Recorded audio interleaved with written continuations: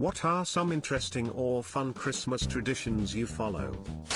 Every Christmas the kids in the house have wrapping paper put over the entrances to their rooms so they get to rip through it in the morning. It originally started as a way to keep a certain kid in when he kept coming out early and opening presents before everyone was awake.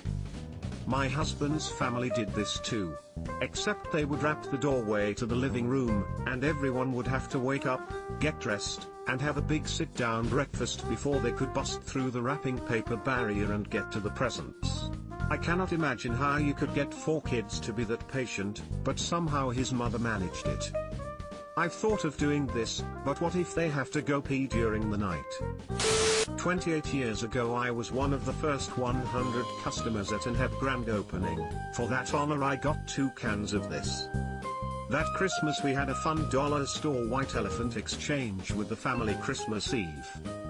I wrapped a can of the potted meat as my contribution. My mom got it and got a real kick out of it. She immediately re-gifted it to me the next day. Well, next year I wrapped it and gave it to my sister. The year after that she wrapped it and gave it to my dad. For the last 28 years this has been the most coveted gift of Christmas. I gave it to my son last year and he happily wrapped it for his cousin this Christmas. One year my great-aunt got her older sister, my grandmother, a bottle of Elizabeth Taylor perfume. The perfume happened to come with a watch, a shiny gold pleather wire affair with fake white diamonds around the face. It was hideous, but my aunt wrapped up the watch too and hammed it up like it was a big deal. My grandma laughed and wore it all day, showing it off like, look at my good old watch. The next year, my grandma wrapped the watch and gave it to her sister. Laughter, surprise, etc. The watch was gifted back and forth each year with great joy. A few years ago my grandma died in June. Later that year, when I was opening my Christmas present from my younger sister, I completely unsuspectingly unwrapped the gold watch. I sobbed and laughed, of course, and we have been trading it at Christmas ever since. I gave potted meat as my white elephant last year because they talked about eating potted meat when they were over for Thanksgiving. And my aunt who told the story, her husband picked the gift, so perfect landing. My grandpa would always get up on the roof about an hour after our bedtime and stomp around on the roof with sleigh bells, smiley face. That's some wholesome dedication, smiley face. My family has a tradition of leaving riddles on cards and guessing what the gift is before opening. We go around one by one, reading our hint out loud so everyone can guess, then open it and show the room. Ends up taking like 5 hours for everyone to get through their gifts, but it's always a fun time. This sounds really cool. 5 hours is kind of long, but I like the idea of having a family activity rather than ripping through presents so quickly you don't remember who gave you what, and by a few days later you don't even remember what you got. Every year my wife and I buy an ornament for our tree that corresponds with something that happened that year. So we have a tree filled with all of these weird wacky ornaments like a tennis ball. We started playing tennis that year, Swedish chef, Europe trip, ship captain Nutcracker, our first cruise, amongst many others. It's such a fun tradition in December to debate what we to get and then finding something. And then reliving them all when we put them up. I'm assuming this year's ornament is a roll of toilet paper. My brother and I stay at my mother's house on Christmas Eve with our families every year. We still sit at the top of the stairs on Christmas morning until my mother tells us we can come down to the living room to see what Santa left us. We're both in our 30s and our wives and kids now sit on the stairs as well. It's getting pretty crowded, but I wouldn't have it any other way. Ha. My mom always made us wait at the top of the stairs so she could make sure Santa was really gone.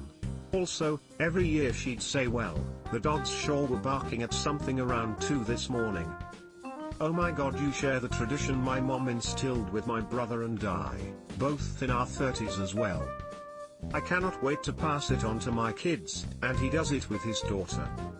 We'd wake mom and dad up real early, then they'd go downstairs, turn the tree on, make coffee, start a fire, take forever, all while my brother and I would be trembling with excitement. Finally, my mom would turn on the train around the base of the tree, and the Santa would say ho ho ho, and that was our cue to sprint down the stairs and behold the beauty of everything and start opening up. Each year we cut a round off the bottom of our Christmas tree. We label it with the year.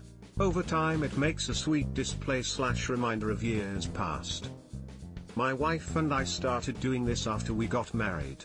We also got a wood-burning tool to engrave the year and an image to represent something significant from the year, then turn them into ornaments. For instance, when we traveled a lot one year we did a compass. Makes me wish I had the energy to manage a real tree with young kids and pets. Wife and I order from the same Chinese restaurant every Christmas Eve. We eat from there almost exclusively on Christmas Eve. We don't do much Chinese through the year regularly. Started one Christmas Eve when we were both feeling lazy and hasn't stopped. 12 plus years now. Our traditional Jewish Christmas. Source, am Jewish. This is what we are doing this year. I am pumped for some fried rice and whatever protein smothered in whatever. We have signs all over our house spelling out Leon instead of Noel. It started out as a joke because my dad is dyslexic, but it stuck and we even named our dog Leon, and we've been doing it since I can remember. I always changed my mother-in-law's Noel candles to say El No. She would ask me if I did it and I'd say El No. She found me amusing and I miss her. My family does this too, has been for decades. My grandparents have these Noel candle holders and everyone will sneakily rearrange them into Leon when they're not looking. Then my grandparents put them back, and repeats, all season. They said on a recent Zoom they're sad that nobody will be there in person this year to spell Leon. Every year my family buys each other member a gag/joke/small gift, then writes a poem about it, for the recipient to read on Christmas Eve. It's probably the highlight of the entire season for me, as it's always filled with laughter at how terrible we all are at poetry. No matter how old we all get, this is a really fun way to bring everyone back to that root joy of spending time together. This year it will be virtual, but still fun. Sounds like some Dutch Sinterklaas tradition got to you. The poem with a present is very common then, on the 5th of December. Do you leave the presents under the poet tree? That sounds so fantastic. Do you get to hear the poem before you get your gift so that you can guess what it is? Can you give us an example of a poem?